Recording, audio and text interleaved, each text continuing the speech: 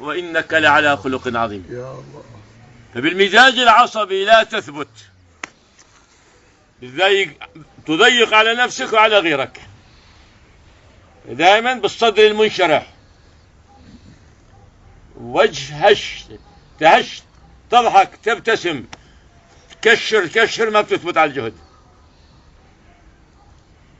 الوجه الطليق والقول اللين سلاح الداعية، فقولا له قولا لينا. الوجه الطليق والقول اللين في كل حال من الأحوال. مفتي قاضي شو بيستخدم؟ القوة العلمية. مقاتل شو بيستخدم؟ القوة الخلقية. خذ العفو، هي خيانة في القتال. تعب التي آخر خيانة. إذا رجله مكسورة اكسر رجله الثاني، بتخاف هو يعرج يغلبك. استخدام القوة الغضبية. إذا رضيت في القتال فشلت، فما فيك راسه إلا بالغضب. إذا رضيت في القتال فشلت، وإذا غضبت في الدعوة فشلت. كيف نثبت؟ أقوى مقاتل إذا انكسر سيفه بهرب، لأنه سيفه سلاحه. أقوى داعية إذا استخدم المزاج العصبي ما بيثبت. الله. نعم. هذا الجهد جهد، فما دام جهد الصبر 24 ساعة. واستعينوا بالصبر. الصبر خلق دائم 24 ساعة. الصوم 12 ساعة، 12 ساعة صبر، 14 ساعة نهار، 14 ساعة صبر. لكن هذا الجهد 70 سنة تصبر على الجهد. الله. لكن أعظم نعمة في خزائن نعمه الجهد. ما دام أعظم نعمة تحتاج الشكر. فبنقول للمريض اصبر، لكن ما بنقول له اشكر.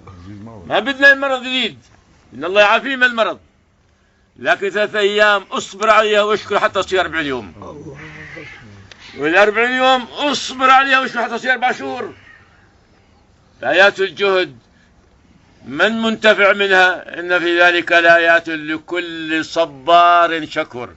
حتى حذفت الواو، يعني امزج الصبر بالشكر. في كل نحن الآن نصبر ونشكر في وقت واحد. الله. تكون في الليل بعدة نوايا، تدعو لنفسك، تدعو لإخوانك. من نوايا قيام الليل نية الشكر. يقوم صلى الله عليه وسلم حتى تورم قدماه بنية الشكر. أفلا أكون عبدا شكورا؟ وقيد النعمة الشكر. تقيد النعمة الشكر. لئن شكرتم لأزيدنكم. وهذا الجهد لا تنظر إلى طاقاتك، والله بعرف أبين فهمان. لا تثبت هذا الجهد بالقابلية بل بالقبولية. إنسان ما عنده طاقات ما بيعرف يتكلم، والله تقبله بثبته. وإنسان فيلسوف البيانات، عالم كبير فهمان، وربنا ما تقبله ما بثبته. قابلية أبو جهل لفهم القرآن أكثر بمليون مرة من قابلية بلال، فتقبل الله بلال. حتى نثبت وحتى لا تقبلنا قيام الليل. يا الله يا الله. هذا الجهد بالقبولية لا بالقابلية. ولو كان بالقابلية العرب أكثر فهم من العجم، لكان جماعات العربية أكثر من العجم، والعلماء أكثر فهم من العوام. فأقل نسبة في جهد علمائنا، نسبة العوام أكثر. ولو بالقابلية كان العالم خرج قبل ربنا تقبل هذا. الله وفقنا وإياك. وشعارنا مقصدنا ليس فقط الجهد سهل، لكن الاستقامة عليه. ما أسهل خذ العفو مرة ومرتين وما صعب الاستقامة عليها. ما أسهل يكون أخلاقك طيبة لمدة 3 أيام، لكن لما ترجع ما صعب الاستقامة عليها. فأصعب مطلب في هذا الجهد فاستقم كما مش أحببت، مش كما أردت، كما أمرت.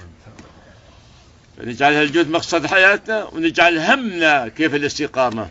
واحد بيقول المشايخ كيف نستقيم؟ والله أنا خايفين على أنفسنا. قال لي إيش؟ قال والله خايفين على أنفسنا.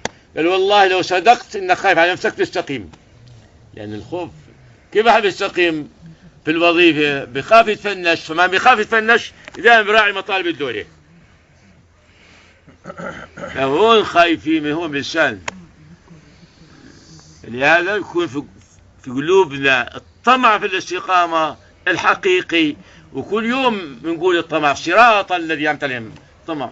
والخوف غيري بيقول مع الخوف يلا كما زلت قدم اليهود، قدم النصارى، قدم الفساق، غيري. وبشرت نبي الله صلى الله عليه وسلم انه اي عبد يصدق رجاؤه وخوفه ما اجتمع الرجاء والخوف في قلب عبد الا اعطاه الله ما يرجوه وامنه ما يخافه. مستعدين ان شاء الله نجعل الجهد مقصد حياتنا ونعيش مزاجه وفكره. فمن مستعد؟